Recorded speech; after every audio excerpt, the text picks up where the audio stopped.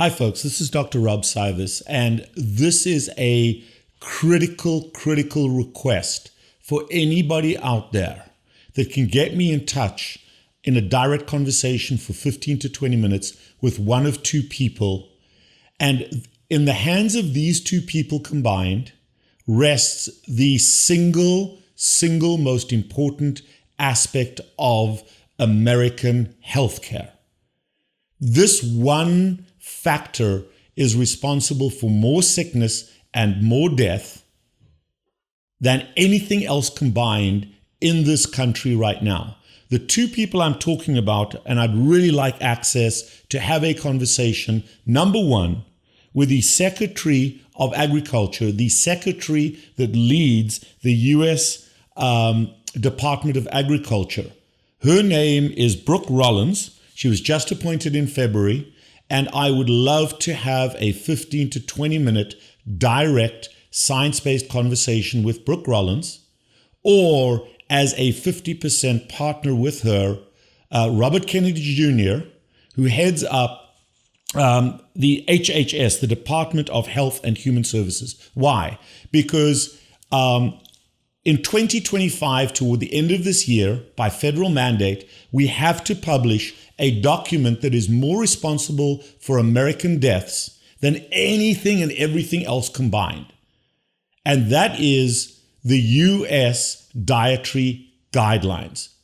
The U.S. Dietary Guidelines is a policy statement by the United States government. The most recent one is about to be published based on the Biden recommendations. So this committee was convened under Biden, and it's got to be published this year. So far, the new government has had nothing to do with it.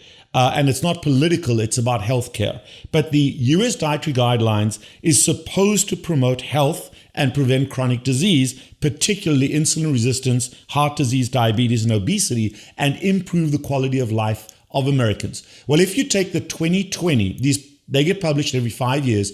If you look at the 2020 guidelines, if you followed them exactly, you would absolutely 100% guaranteed get sick and die of metabolic disease that is directly attributed to the policies of the U.S. Dietary Guidelines. So it is critical that we delay or postpone the publication of these documents until we have had a more formal review of the ridiculous policies that they've outlined. In particular, with this astronomical rise in autism, for the first time ever last year, in 2020, the U.S. Dietary Guidelines published guidelines for children under the age of 2 and for pregnant mothers. And those guidelines absolutely 100% are guaranteed, if followed, to cause ADHD, not associated with, cause ADHD and autism spectrum disorder in these children, as well as increase the risks of gestational diabetes. The guidelines also affect all federal nutrition programs. From the My Plate, that thing that you see everywhere, used to be the food pyramid. It's now called the My Plate, which is heavily plant-based and eliminates fat and protein in a large extent as being foundational to your diet.